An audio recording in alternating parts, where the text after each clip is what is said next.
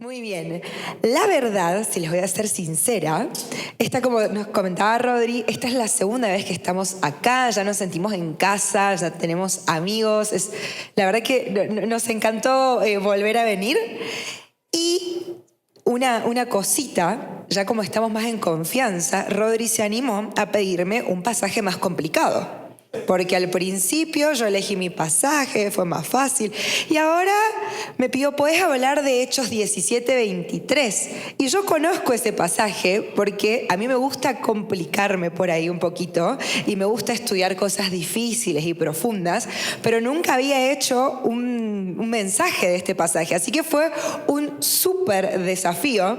Y hoy cuando los chicos nos fueron a buscar, nosotros esta mañana estábamos en Querétaro, Samuel ayer dio un show ahí, y cuando veníamos en el auto yo les comentaba que con este pasaje me pasó algo muy parecido a una situación que tuve con una serie que estoy viendo. Yo ahora estoy viendo una serie que es antigua que se llama How I Met Your Mother o Cómo conocí a tu mamá. ¿Alguien la vio? ¿De acá? Sí, varias, es súper conocida. Y esta serie es del 2000, o sea, es una serie súper vieja. Y en un momento uno de los personajes se quiere mudar a Argentina y hace como un chiste y dice, ¿por qué te vas a ir a Argentina? Si en Argentina el peso está devaluado, la inflación es terrible, la economía es inestable. Esta serie es de hace 20 años. Entonces cuando yo vi esto, al principio me reí. Después dije, ay, cuántas similitudes. Y después me dio una angustia, una gana de llorar, porque dije, no puede ser que sea la misma situación hace tantos años. Y con este pasaje me pasó exactamente igual.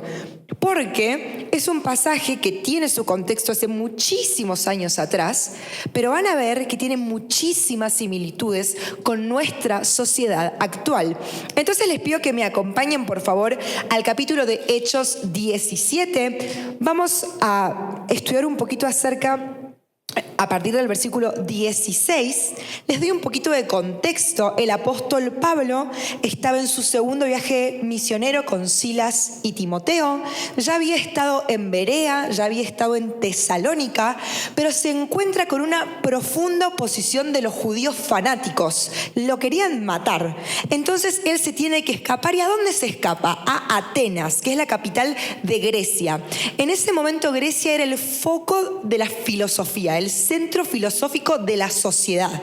Imagínense entonces cómo era Atenas, que era la capital de Grecia.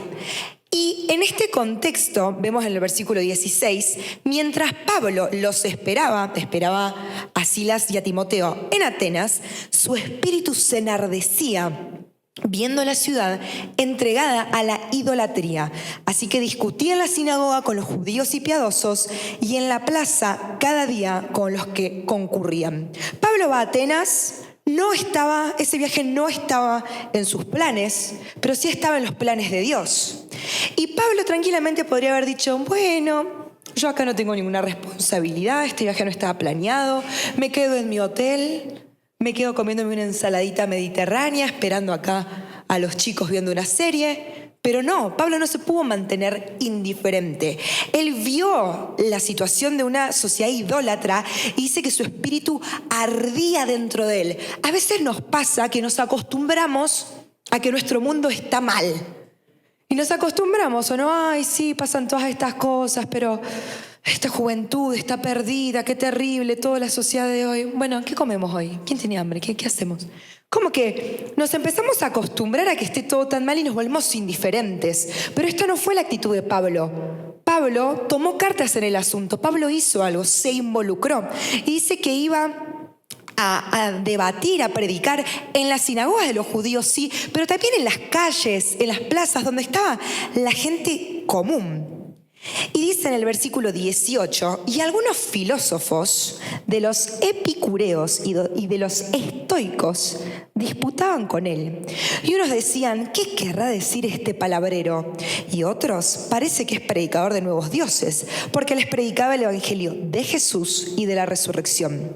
Y tomándole le trajeron al Areópago diciendo, ¿podremos saber qué es esta nueva enseñanza de la que hablas? Pablo acá se va a encontrar con dos grupos. A los griegos les gustaba poner nombres complejos, parecen las mamás modernas. Mira las mamás modernas que te traen a su bebé. ¿Cómo se llama? Betabel. ¿Qué tipo? ¿Qué? Estos se llamaban epicureos y estoicos. Los epicureos eran seguidores de Epicuro y su filosofía básicamente se basaba en la búsqueda de la felicidad por medio del placer. Díganme si no les hace acordar a la sociedad del día de hoy. Solo importaba sentirse bien, solo importaba sentirse feliz, y la forma para ser feliz era dándole rienda suelta al placer. Ahora, ellos sostenían que para ser feliz uno tenía que olvidarse de los miedos. Y fíjense qué interesante, no de cualquier miedo, del miedo a los dioses, porque si habían dioses había un castigo, había culpa, y la culpa y los placeres no se llevan bien. Entonces tenían que olvidarse que podía existir algún dios o dioses, porque era una sociedad politeísta, y también tenían que olvidarse del miedo al fin, es decir, del miedo a la muerte. Porque para ellos solo importaba el presente. Entonces no pensaban si había una eternidad, no pensaban en trascender, no pensaban en un mañana, solo importaba el hoy. Entonces no existía nada más fuera de la vida, no pasaba nada más fuera de la muerte. Básicamente, en el día de hoy, un epicureo sería ese amigo tuyo que tiene en su Instagram: YOLO, solo se vive una vez, vive el presente, sé hoy. Brilla hoy, sonríe, sueña, ama. Esa sería la onda de un epicureo hoy. ¿Tenés algún amigo epicureo? Ahí, si lo tenés, decirle, sos medio epicureo. Pero bueno, ese sería un epicureo en el día de hoy. Cuántas similitudes, ¿no? Y después tenemos al otro grupo de influyentes filosóficos en ese tiempo, que eran los estoicos. El término estoicos viene del griego stopokyle, que básicamente se traduce como pórtico pintado, porque este grupo se juntaba con Zenón, que era el influyente de los estoicos, en un pórtico pintado a debatir y filosofar. ¿Sirve de algo toda esta información que te acabo de decir? No, de nada, para que veas que hice la tarea. Pero bueno, continuando, los estoicos, ¿qué predicaban? ¿Cuál era su filosofía? Para los estoicos solamente importaba la lógica. Solamente se conocía el mundo por medio de la razón. No les interesaba nada de la espiritualidad. No consideraban ningún dios, nada abstracto, a no ser que sean las emociones. A lo único a lo que le daban lugar fuera de la razón y de la lógica eran las emociones. ¿Les suena parecido al día de hoy una sociedad que vive por solamente la lógica, la razón y las emociones? ¿Saben qué? Si les soy sincera, a mí hay algo que me gusta mucho de nuestra generación, por ahí se nos llama la generación de cristal, pero yo creo que esta es una generación que se ha animado a validar sus emociones. Y eso está buenísimo, porque por mucho tiempo no se hablaba, ni siquiera, mucho menos desde un púlpito o en la iglesia, no se hablaba de la salud mental, no se hablaba de la importancia de cuidar nuestra mente, nuestras emociones. Y está buenísimo que ahora hayamos empezado a conversar acerca de eso. El problema es que nos fuimos al otro extremo, porque pasamos de por ahí no hablar del tema a ahora poner en un altar todo lo que tenga que ver con las emociones. Entonces, por ejemplo, un día yo estoy triste y siento que esa tristeza tiene que gobernar mi vida. Y entonces voy a estar triste todo el día y esto va a arruinar mi día, va a arruinar mis planes porque yo estoy triste y esta emoción a mí me domina. Ahora, yo he luchado con tristezas muy profundas, lucho mucho con la ansiedad y quiero aclararte que mi intención con este comentario no es para nada invalidar o minimizar tus sentimientos o tus emociones. Pero a las emociones se las valida, se las gestiona con todas las herramientas que gracias a Dios tenemos, sean bíblicas, espirituales o de la mano de un buen profesional, pero las emociones no se las pone en un altar. Las emociones no tienen por qué gobernar nuestra vida. Las validamos, las gestionamos, pero no tienen por qué dominarnos, porque en el altar de nuestra vida tiene que estar Cristo. Entonces, ¿podés estar ansioso? Claro que sí. ¿Es válido tener algún pensamiento ansioso? Claro que sí. Pero si yo tengo un pensamiento ansioso, catastrófico, que me dice que el mañana va a ser malo, que mañana me va a ir mal, no tengo que dejar que domine mi vida. Lo valido, lo contrasto con la verdad, lo gestiono y listo, pero no dejo que me gobierne. No vivo como un estoico, vivo como un hijo de Dios que tiene a Cristo en el altar. Entonces, nos encontramos con dos tipos de grupos muy influyentes que tranquilamente podrían estar sentados hoy acá con nosotros.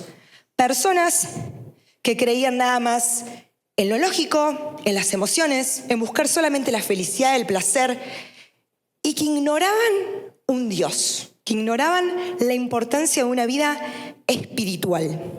Ahora, es muy interesante que estas personas estaban muy interesadas en hablar con Pablo, tan interesadas que lo llevan al Areópago, de vuelta con un nombre raro. ¿Qué era el Areópago? ¿Vieron que les comenté que Grecia era el centro filosófico y Atenas era el centro de Grecia? Bueno, el Areópago era el centro de Atenas, o sea, era el centro de la filosofía. El lugar más importante donde el consejo se reunía para tener conversaciones, debates acerca de la ley, de la vida, de la ética, de todo lo que para ellos importaba.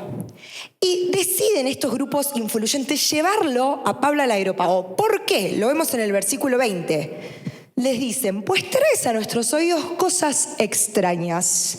Queremos pues saber qué quiere decir esto. Y escuchen el versículo 21 porque me parece que se puede adaptar mucho a nuestra sociedad. Porque todos los atenienses y los extranjeros en ninguna otra cosa se interesaban, sino en decir o en oír algo nuevo. Otra característica tan actual, la búsqueda de lo novedoso.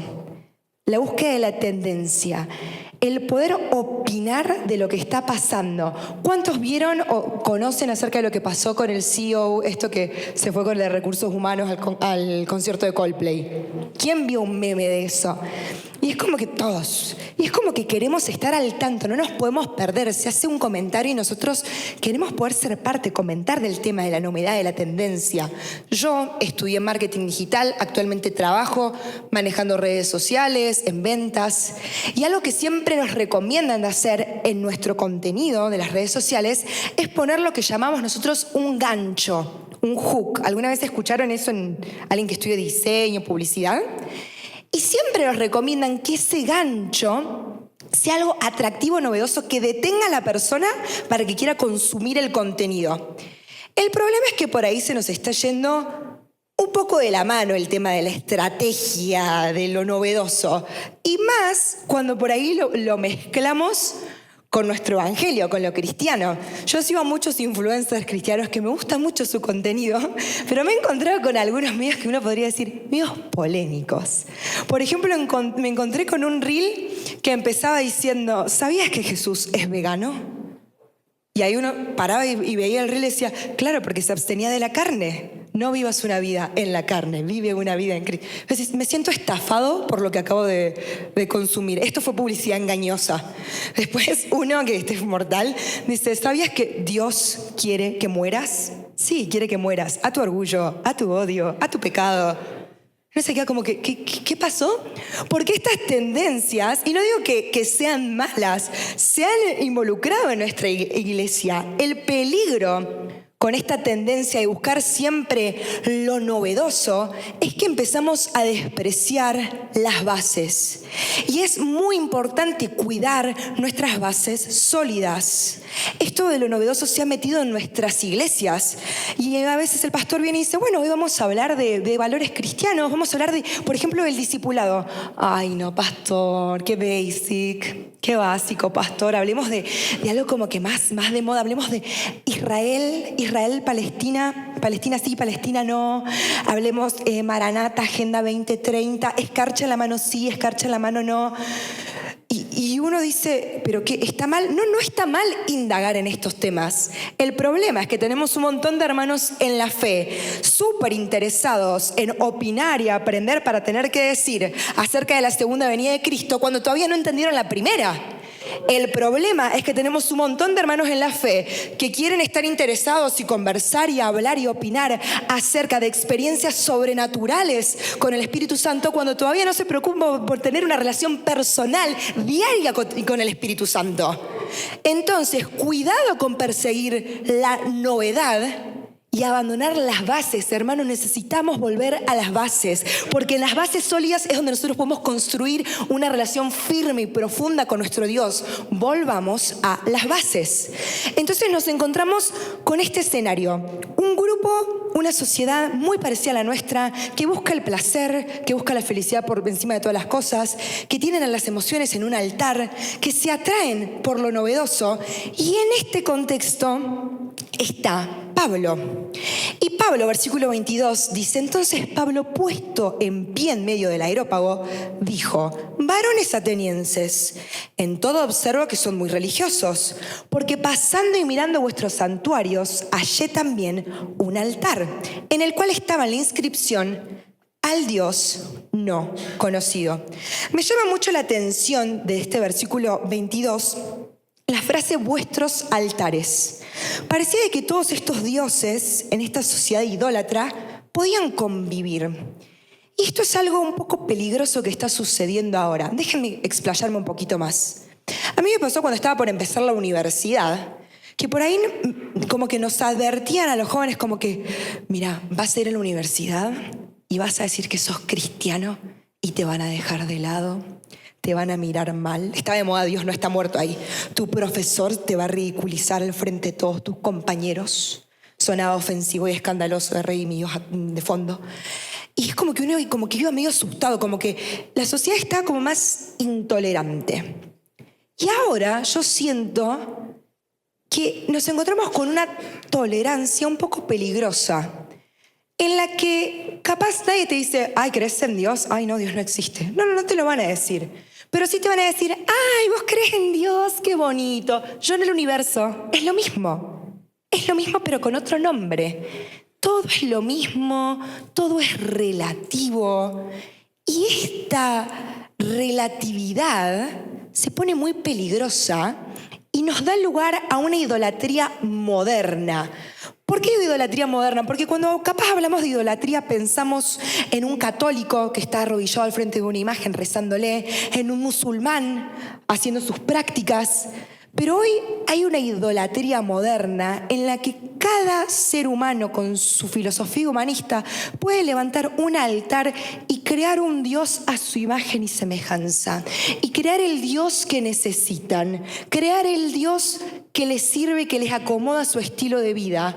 Un Dios que le alcance como para decir: creo en algo, calmo mi conciencia. Y así nos vamos manejando en una sociedad completamente idólatra, en una sociedad donde todo se mezcla, donde todo es gris y donde es un poco más difícil plantar bandera y predicar el evangelio. Y en una sociedad así se encuentra Pablo. Ahora, en esta sociedad idólatra, donde todo es válido y donde, por favor, que no quedemos fuera de ninguna tendencia, ¿qué deciden hacer los griegos? Arman un altar y le ponen: bueno, en este altar no nos vamos a quedar afuera de ninguna teoría conspirativa ni nada, así que en este altar vamos a poner al Dios no conocido. Acá entra tu amigo que cree en aliens, los agujeros negros, las dimensiones, los reptilianos, todo lo que vos quieras. Entonces le ponen: este es el altar del Dios no conocido. Cosa de que no nos perdamos de ningún Dios, por favor. Entonces Pablo, de una forma muy inteligente, les dice: ¿saben qué? Ustedes, muy religiosos, veo que tienen un altar para el Dios no conocido. Y miren qué interesante lo que les dice acá. Un Dios al que a vosotros adoráis, pues, sin conocerle, es a quien yo os anuncio. Y acá Pablo, a partir del versículo 23, hace un despliegue de un mensaje filosófico tan profundo, donde les dice, por ejemplo: ¿ustedes acá se juntan a debatir de dónde viene el universo? Bueno, yo les presento al Dios creador, versículo 24, el Dios que hizo el mundo y todas las cosas que en él hay. ¿Ustedes debaten sobre la relatividad del tiempo, sobre el paso del tiempo? Bueno, versículo 26, yo les traigo el Dios que ha prefijado el orden de los tiempos.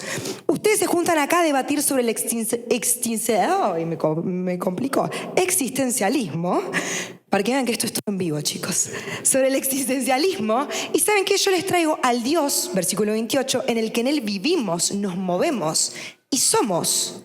Básicamente, ¿saben qué les estaba diciendo el apóstol Pablo? Todo lo que ustedes buscan, las respuestas a todas sus preguntas, la plenitud de todos sus vacíos se encuentra en Cristo. Y hoy te lo digo a vos, hermano, de parte de Dios, todo lo que vos estás buscando, ese vacío que buscas llenar, esa pregunta que no te deja dormir, todo lo que vos buscas se responde en Cristo.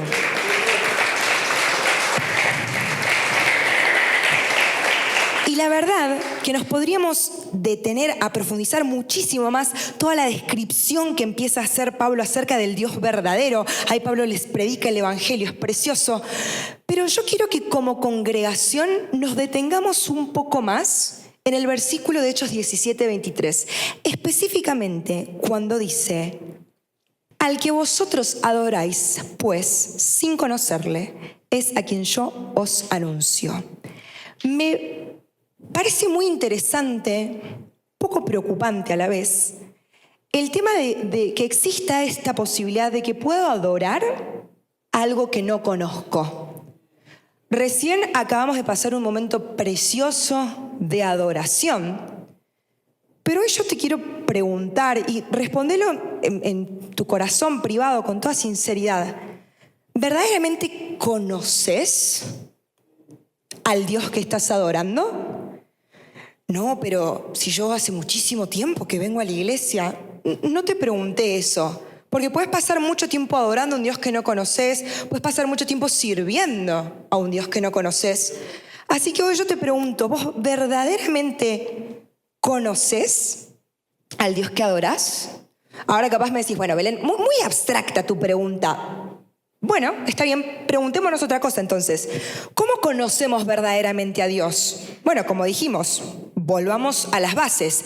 Para conocer a Dios, sí o sí, primero en algún momento tuviste que haber tenido un encuentro con Cristo. Todos conocemos Juan 14:6. Jesús dijo: yo soy el camino, la verdad y la vía. Jesús es la vía directa al Padre. No podemos conocer al Padre si no es con un encuentro con el Hijo. ¿Cómo tengo un encuentro con Cristo? Tengo un encuentro con Cristo cuando entiendo que Jesús, siendo Dios, dejó su lugar como Dios, vino, vivió una vida sin pecado y decidió morir en una cruz por mis pecados, porque sabía que solo su sangre podía limpiarme. Que al tercer día resucitó venciendo la muerte y que por medio de su sangre yo puedo ser salvo.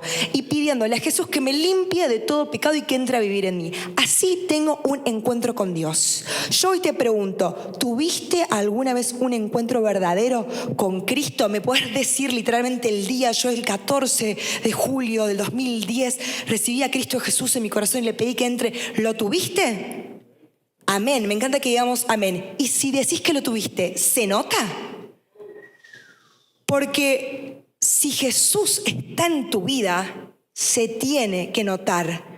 Porque una fe sin obras es muerta. Nosotros no somos salvos por obras, hermanos. Somos salvos únicamente por fe y por la gracia de Dios. Pero si tu vida no da frutos, si tu vida no refleja a Cristo, puede ser que quizás esa fe nunca existió y que nunca tuviste una conversión, sino que capaz pasaste toda tu vida convencido.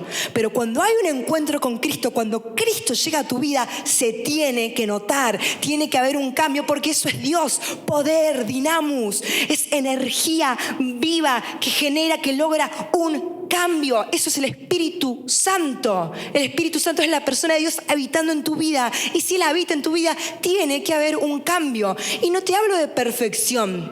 Te hablo de realmente un corazón que le da espacio al Espíritu Santo para que haga su obra. Entonces, si tuviste ese encuentro con Cristo, ¿se está notando? Si no, es un buen momento para analizarnos. Y si te das cuenta que nunca tuviste un encuentro con Cristo, hoy es día de salvación. Y hoy vos le puedes decir: Jesús, te invito a que vivas a mi corazón y me limpies. Quiero tener un encuentro personal contigo. Ahora, si ya estás seguro que tuviste un encuentro con Cristo, ahora se pone un poquito más complejo. ¿Cómo seguimos conociendo a Dios? Bueno, conocemos a Dios cuando tenemos una relación personal con Él, cuando nos dedicamos a pasar tiempo a leer su palabra, porque en la Biblia, la palabra de Dios, ahí Dios nos dejó su corazón para que le conozcamos, cuando pasamos tiempo en oración hablando con Él. Cuando buscamos intencionalmente tener una relación con el Espíritu Santo y le damos lugar que obre y habite en nuestras vidas, así vamos formando una relación con Dios. Y es en esa relación con Dios que nosotros vamos desarrollando nuestro concepto de Dios. Y es acá donde te quería llegar. A una de las preguntas más importantes que creo que un cristiano tiene que hacerse alguna vez en su vida. ¿Cuál es tu concepto de Dios?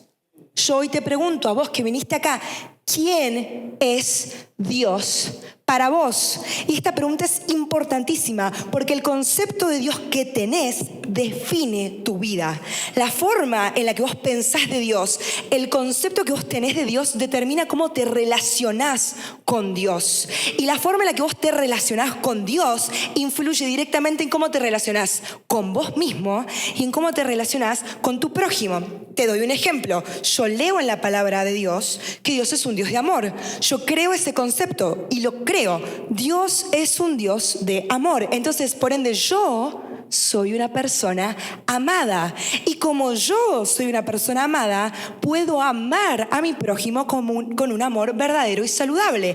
Ahora, de forma negativa, en el mismo ejemplo, yo no creo que Dios sea un Dios de amor. Siento que es un Dios distante al que no le importo. No me siento una persona amada. Me siento una persona desprotegida, sola, insegura, con muy baja autoestima. Entonces yo me relaciono con mis prójimos de una forma insegura, de una forma tóxica. Ese es un claro ejemplo de cómo vemos que el concepto de Dios determina nuestras vidas. El concepto que vos tenés de Dios determina tu identidad, determina tu función en este mundo, determina cómo vos vivís tu vida. Por eso es tan importante hoy preguntarnos, hermanos, ¿qué concepto tenemos de Dios? Quizá es un concepto religioso. Me encanta el versículo 24, que Pablo dice, el Dios del que yo les estoy hablando no habita en templos hechos por manos humanas. ¿Qué está queriendo decir? ¿Pablo está hablando en contra de la iglesia? No, por favor. Pero qué peligroso limitar a Dios a solamente una iglesia. Porque, hermano, permítame decirle, la iglesia es un grupo de pecadores redimidos que se junta a aprender más de la palabra de Dios y a vivir en comunidad para crecer juntos. Si lo dejaron entrar a usted y si me dejaron entrar a mí, es que acá se aceptan pecadores. Y ¿sabe qué? Los pecadores tenemos una cosa en común. Se nos hace fácil meter la pata. Entonces, hay muchas personas que confunden Dios con iglesia, y ni siquiera con iglesia, con una persona de la iglesia. Entonces, tuvieron una situación con una persona de la iglesia y dicen, Dios me lastimó.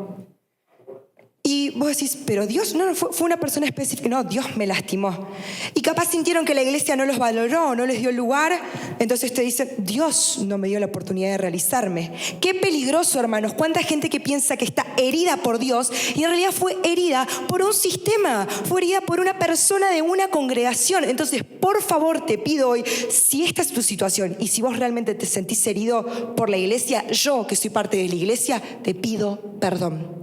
Pero por favor, te ruego, no te prives de conocer al Dios verdadero solo porque pasaste toda tu vida confundiendo Dios con religión. No te prives de conocer a un Dios verdadero por eso. Entonces, podemos tener quizá un concepto de un Dios religioso, pero Dios no se limita a un templo hecho por manos de hombres.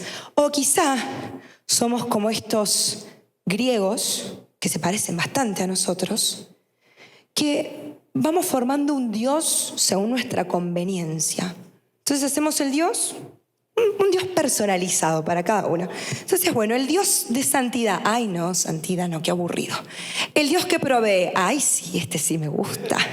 El Dios que ayuda con los exámenes. Uy, sí, por favor, Señor, ayúdame a recordar todo. El Dios que me pide que ame al prójimo. Ay, no, el prójimo está últimamente. No. Y vamos formando un Dios a nuestra conveniencia, un Dios que nos acomode. ¿Sabes cuál es el problema? Que ese no es el Dios verdadero. Ese es tu Dios, un Dios con minúscula, un Dios que vos te creaste para calmar tu conciencia, pero ese no es el Dios verdadero. Entonces, qué importante replantearnos cuál es el concepto que tenemos de Dios, porque el único concepto verdadero de Dios es el concepto bíblico, es el concepto de la palabra de Dios, porque como ya lo dijimos, en su palabra nos dejó su corazón.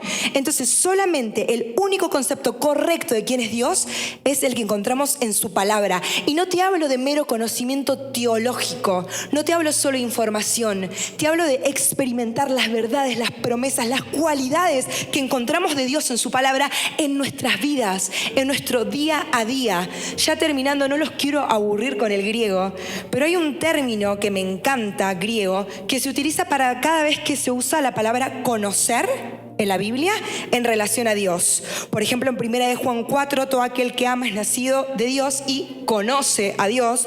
O Juan 17, y esta es la vida eterna, que te conozcan a ti, el único Dios verdadero. Y la palabra que se utiliza acá, la palabra griega para conocer, es la palabra ginosko. Y me encanta porque dice que su significado va más allá de simplemente información. Implica un conocimiento que se adquiere con la experiencia, con la relación personal, con la revelación. Yo conozco verdaderamente a Dios cuando experimento su poder, su verdad, sus cualidades en mi vida diaria, cuando tengo una relación con Él y lo vivo cotidianamente. Entonces yo sé, por ejemplo, que Dios es un Dios proveedor, pero le conozco cuando descanso, que voy a llegar a fin de mes tranquilo porque Él se va a encargar de mis finanzas y Él me va a proveer. Entonces yo sé que Dios es un Dios de justicia, pero lo conozco, lo experimento cuando abandono cualquier sentimiento de venganza y dejo que Él se encargue. Entonces yo sé que Dios es un Dios que perdona, pero lo conozco, lo experimento cuando viene el enemigo, cuando vienen esos sentimientos de culpa y les digo, no, eso no tiene nada que ver conmigo, porque yo ya fui perdonado y a mí ese pecado antiguo no me define, a mí me define la cruz de Cristo y yo soy redimido. Entonces acá vemos la diferencia entre saber y conocer. Conozco a Dios cuando experimento su verdad en mi vida. ¿Hace cuánto no experimentás a Dios? Si Dios no te está volando la cabeza, no lo estás viviendo bien. ¿Qué Dios estás viviendo? ¿Es un Dios que se adecua a la Biblia? Porque si no, es un concepto de Dios que vos mismo te creaste y puede ser muy peligroso. Es idolatría moderna. Entonces hoy ya, para terminar, quiero preguntarte, ¿qué Dios conoces? ¿Cuál es tu concepto de Dios? Quizá hoy llegaste acá y te diste cuenta que nunca tuviste un encuentro con Cristo. Hoy es día de salvación, hermanos.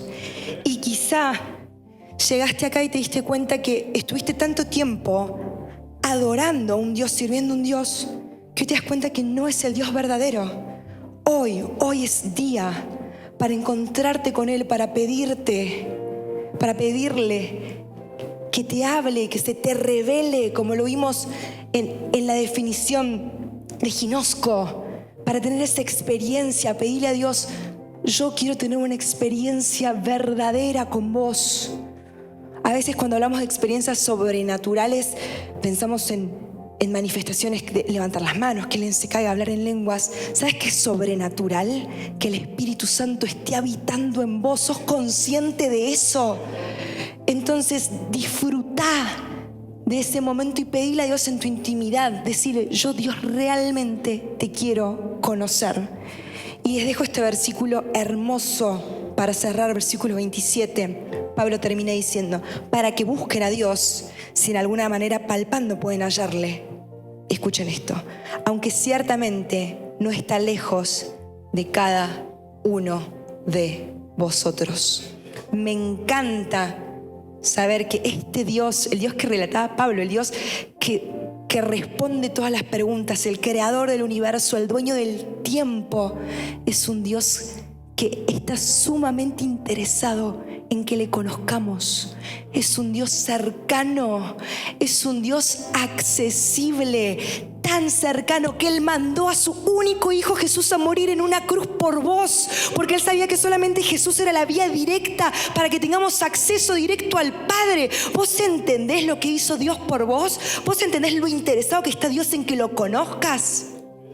¿Hace cuánto no te dejas sorprender por la belleza de la salvación? Me lo pregunto a mí.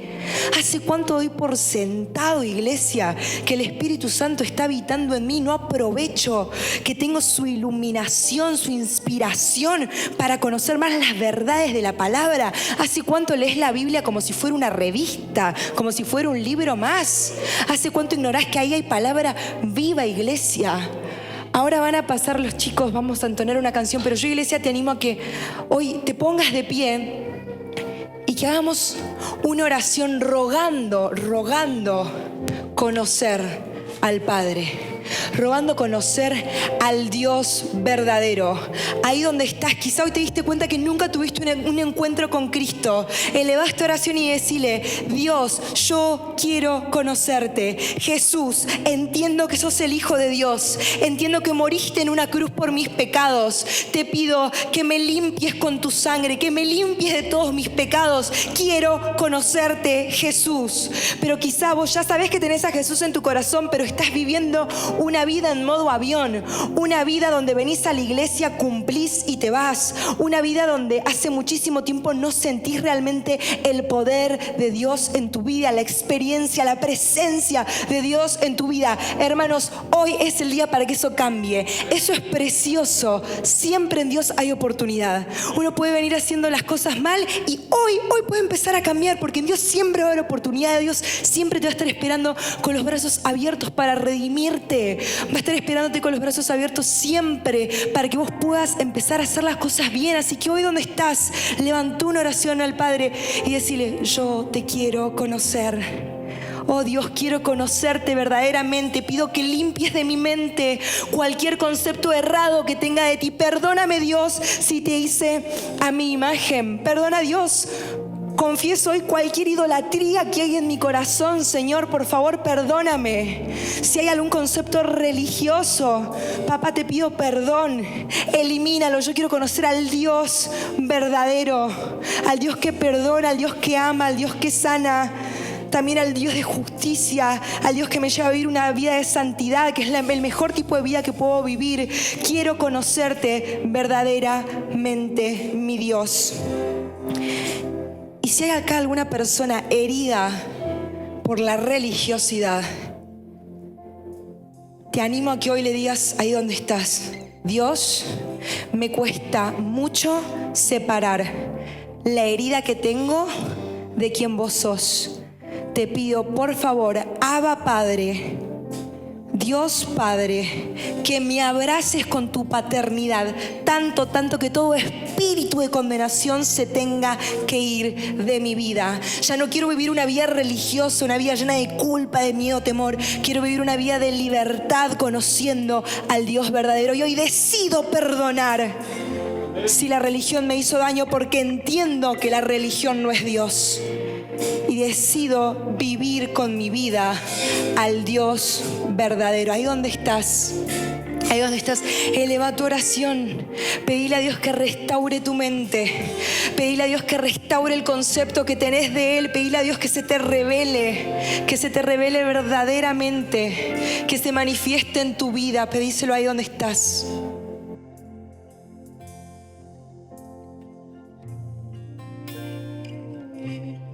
Muévete en mí,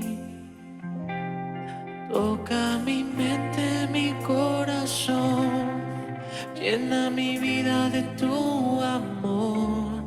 Muévete en mí, Dios Espíritu, muévete en mí, muévete en mí,